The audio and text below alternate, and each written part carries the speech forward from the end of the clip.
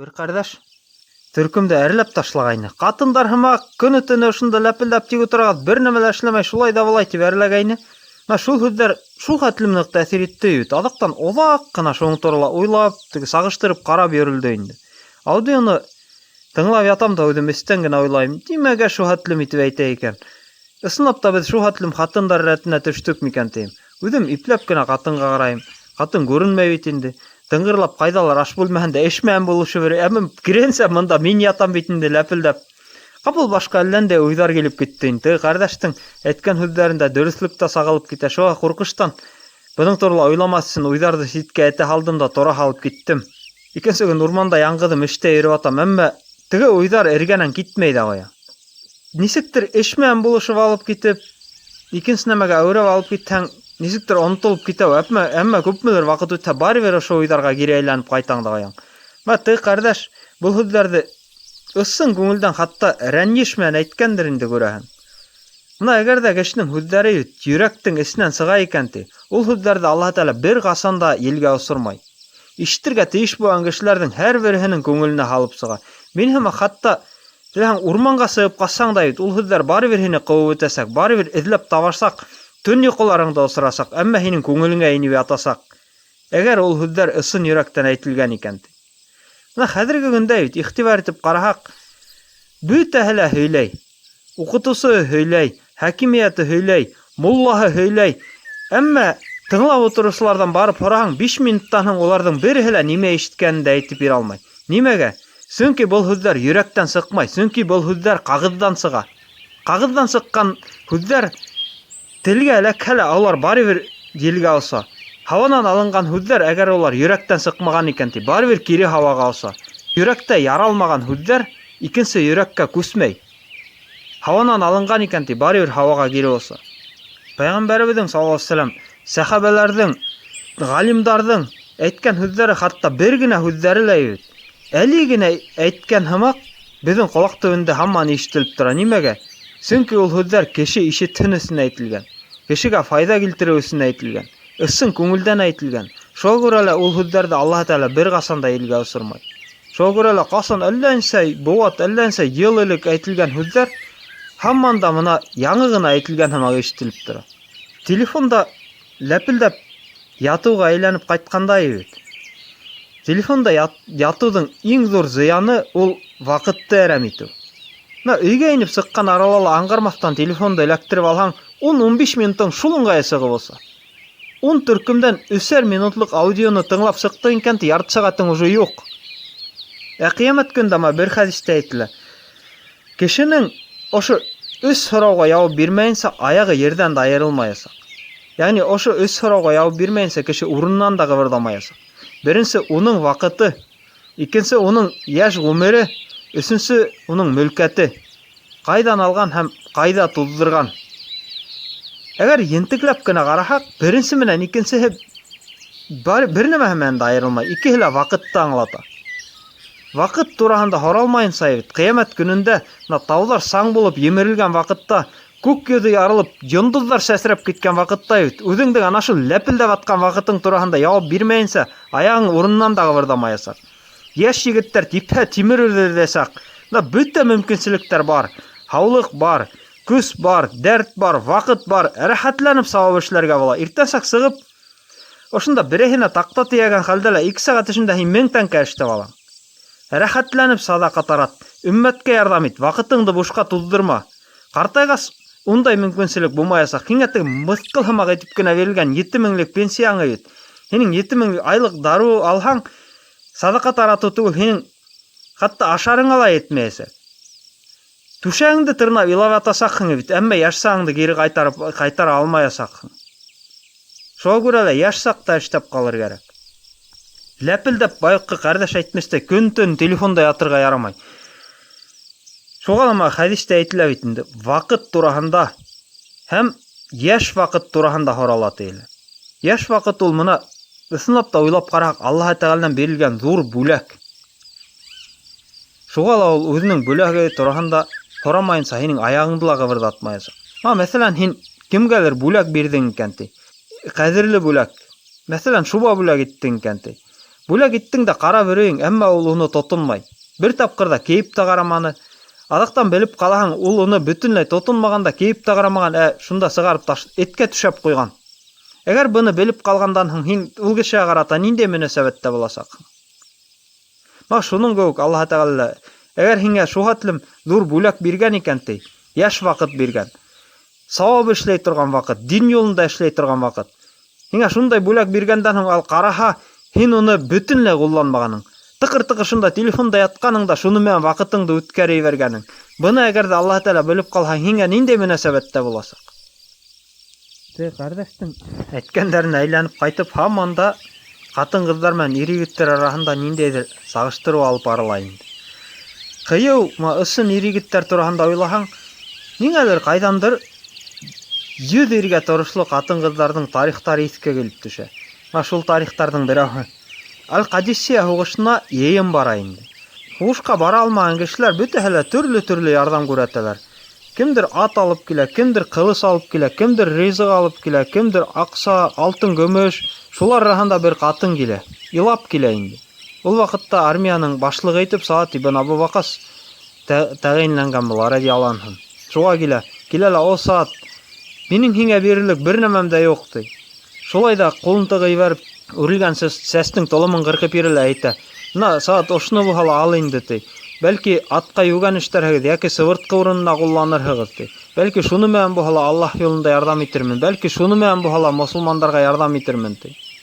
Шул уҡ ваҡытта бер бала килә инде, малай килә инде. Малай килә лә әйтә, Саат, мин әҙерләнеп килдем, мине сафтарға ҡуй, ти. Саат аптырап ҡарап тора. Был эш ирҙәрҙең эше, һин әле бала ғанаһың, бар ҡайт, ти. Теге малай әйтә, һинең анда ни эшең бар? Был эш Аллаһ Тәғәлә менән икебеҙҙең аралағы эш, ти. Был һүҙҙәрҙән һуң Саат аптырап ҡала, ала инде. Ала, һуғыш башлана торған иртәнсәк теге малай килә лә әйтә, о Саат, мин шундай төш күрҙем, ти, шундай матур ғына төш күрҙем, ти. Унда баҡсалар бар ине, ти. Әммә ул баҡсалар был донъялағы баҡсаларға оҡшамаған ине, ти. Унда йылғалар аға ине, ти. Әммә ул йылғалар был донъялағы йылғаларға оҡшамаған ине, ти. Һәм унда ҡыҙҙар бар ине, ти. Һәм ул ҡыҙҙар бер ере менән дә был донъялағы ҡыҙҙарға оҡшамаған ине, ти. Аллаһу әкбәр, ти Саат. Был шәһәдәт, яғни шаһит булып китәсәкһең. Әгәр ти әхирәткә барһаң, Мөхәммәд саллаллаһу алейһи ва сәлләмде күрһәң, беҙҙән күп итеп сәләм әйтте. Уның вәғәҙә иткән нәмәләрен беҙ бөтәһен дә таптыҡ, ти. Уның әйткән һүҙҙәре бөтәһе лә дөрөҫ булып сыҡты, ти. Һәм теге малай әйтә, улай булғас, һин дә минең әсәйемә сәләм әйтте. Уның әйткән һүҙҙәре ысынлап та дөрөҫ булды, ти. Мин ожмаҡты, ти, үҙ күҙҙәрем менән күрҙем, ти. Саат аптырап, кем ул һинең әсәйең, тигәс, теге малай нимә, ти? Ул һиңә сәсен ҡырҡып биргән ҡатын ине, ти. Субханалла. Минең һиңә бирерлек бер нәмәм дә юҡ, тип илап килгән ҡатын, үҙенең балаһын Аллаһ юлына ебәргән, үҙенең көтөп үҫтергән, күҙ терәп торған малайын Аллаһ юлына биргән, шул уҡ ваҡытта илап тора, минең һиңә бирерлек бер нәмәм дә юҡ, ти. Ул балаһын оҙатырға кимәгән, ул балаһын оҙатҡан һәм тағы ла өҫтәп нимәлер бирергә игән. Ундай йәштәге малайҙарҙы беҙ һаман да бала итеп, тупылдатып, артынан һөйөп алып йөрөйбөҙ. Ә ул ҡатын яңғыҙы Аллаһ юлына шуһатлым арыҫлан тәрбиәләп бирә алған. Ҡәрҙәштең әйткән һүҙҙәренә әйткән һүҙҙәре һаман тынғы бирмәй. Төркөмдә һаман да һүҙ ҡуйырталар. Бер ниндәй ҙә асыҡ тәҡдимдәр ҙә юҡ. Һөйләшеү башланғанға 5 көн үтеп китте, субханалла. Шулай да ҡәрҙәштәр йомаға килергә булдылар инде. Мин телефонда ятҡан ерҙән генә кәләшкә, иртәгә ҡәрҙәштәр йомаға киләләр, плов эшләргә кәрәк тигәйнем. Иң беренсе һүҙе нимә булды? Мына ҡатын-ҡыҙҙың һүҙе. Нисә кеше килә, тине. Шул ыңғайы аңланы. Уға беҙҙең кеүек 5 көн буйы аңлатыу кәрәкмәне. Нимәгә киләләр? Иртәнән һуңға күсереп булмаймы? Минең эшем бар ине, минең шулай, минең былай тип торманы. Шул ыңғай үҙенең вазифаһына барып баҫты. Беҙ беләбеҙ бит, ҡатын-ҡыҙҙың ысынлап та балғыртының умарта солоҡ һымаҡ гөжөлдәп тора бит инде. Ул нисектер хыялыйыраҡ та була ул. Хыялдары уның балғырттары һымаҡ. Был яҡта осоп йөрөйҙәр, теге яҡта яландарҙа, тауҙарҙа, бында тегендә осоп йөрөйҙәр. Быныһын былайтырға, тегенһен тегеләйтергә, иртәгә бында барам, иртәнән һуң тегендә барам, тегеләй былай һәм башка. Улар бер ҡасан да беҙҙең кеүек, бер генә нәмә тураһында уйлап ултырмайҙар. Шулай да башлыҡтың бойороғо килгәс, ул шул ыңғайы күктән төшә. Иртәгәлеккә пландары, эшләй торған эштәре ситкә ҡуйыла ла ибит. Иң беренсе башлыҡтың әмере тора. Нисә кеше килә? Тәүге яуап, мына ҡатын-ҡыҙҙың тәүге яуабы нисә кеше килә? Иң беренсе шуға тотонор кәрәк. Бынан һуң мин ысынлап та бөтөнләй аптырауға ҡалдым. Үҙем һаман телефонда ятам әле. Беҙгә ир егеттәргә ябай ғына эшкә йәбешеп китеү өсөн бөтә башка эште табышлап 5 көн буйы телефонда ләпелдәп атырға тура килде. Бер аҙым ғына баһыу өсөн.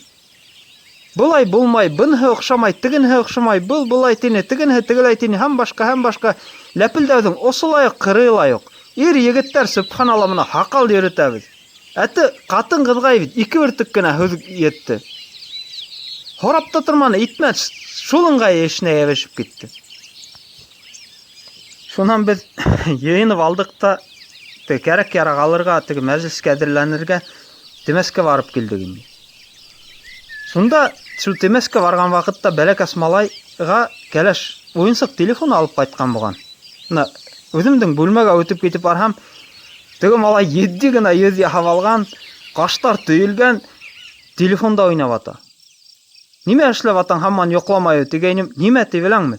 Мин атай булып атам ти. Субханалла, мына артҡа ултыра төшәйәҙем, ул бер дә әсәй булып атам тимәй, атай булып атам ти. Шунда мин ысынлап та аңланым. Беҙ әлеге ваҡытта ысынлап та, хатта ҡатын-ҡыҙҙарҙың да уровенына етмәгән булғанбыҙ. Кемдер әйтер ул, әйҙә беҙ улай үҙебеҙҙе бигерәк түбән төшөрөп ебәрмәйек, фәлән дә түгән тип, әммә үҙебеҙҙе күпме генә йыуатһаҡ та алдап булмай барыбер. Дөрөҫлөк күҙгә ташланып тора, дәлилдәр алға сығып тора. Ысынлап та шул нәмәне ҡыҫҡартырға кәрәк. Әҙерәк кенә булһа ла. Мөхәммәд саллаллаһу алейһи ва саллям бер сәхәбәгә әйтә: "Һин нисек итеп ожмахҡа инергә теләйһең ул?" Һин нисек итеп ожмахҡа инергә уйлайһың ул? Йыһат юҡ ти, садаҡа юҡ дип һорай. Субханалла, мына үҙе менән бергә йөрөгән кешегә әйтә. Беҙ мына нисек керергә уйлайбыҙ һуң?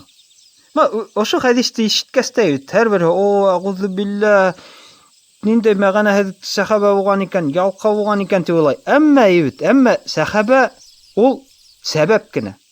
Ул сәхәбә беҙгә ҡарағанда күпкә яҡшыраҡ булғандыр. Әллә нисә 1000 тапҡырға яҡшыраҡ булғандыр. Әммә ул сәхәбә тик сәбәп кенә булып тора. Пәйғәмбәребеҙ саллаллаһу алейһи ва саллям беҙҙән һораған бит ул аны. Фидан, һин нисек итеп ожмахҡа керергә уйлайың ул? Ул хәҙер килеп беҙҙән һорай алмай бит. Шуға ул ниндәйҙер кешенән һораған һәм шул һүҙҙәрҙе Аллаһ Тәғәлә беҙҙең көнгә хәтлем алып килеп еткергән һәм беҙҙең ҡолағыбыҙға алып килеп һалған. Һин нисек итеп ожмахҡа керергә уйлайһың ул? Ошо һорауҙы ишеткәс, һәр кем үҙе тураһында уйланырға тейеш. Башҡа кеше тураһында уйланырға ярмай. Ул бына нисек итеп ожмахҡа керергә уйлай икән тип түгел, мин мына нисек итеп ожмахҡа керергә уйлайым икән тип уйларға тейеш. Һәр кем. 2 сәхәбә аталы-уллы йыһатҡа йыйыналар. Әммә өйҙәрендә ҡатын-ҡыҙҙар күп. Уларҙы ҡарарға икәүһенең береһе барыбер ҡалырға тейеш бит инде. Атаһы әйтә: "Улым, һин йәш кеше бит инде ти. Хәлең дә күп. Һин әйҙә апайҙарыңды, һеңлеләреңде ҡара әле, мин барып киләйем" ти. Әммә улы нимә ти? Улы 40-ҡа ҡаршы төшә. Юҡ ти, атай. Әгәр алда ожмах менән Аллаһ ризалығы тормаған булһа, мин һиңә уйламайынса ла был эште бирер инем ти. Әммә алда ти ожмах тора. Атай, ғәфү ит ти, мин уны һиңә бер нисек тә бирә алмайым ти. Мына кеше нисек итеп, ниндәй маҡсаттар менән йәшәгән була. Атай ти, ғәфү ит ти, мин һиңә бирә алмайым уны ти. Ожмахҡа эләгеү өсөн ал уны һуңғы юл һымаҡ, һуңғы шанс һымаҡ күрә. Атайҙан ғәфү итенә үҙе сығып китә йыһатҡа. Беҙ мына күптән инде теге ожмахҡа билет алғанбыҙ да, вокзалда тик үҙебеҙҙең рейсты көтөп ултырған һымаҡ йәшәйбеҙ. Йәшәмәйбеҙ, телефонда ятабыҙ, көтөп ятабыҙ.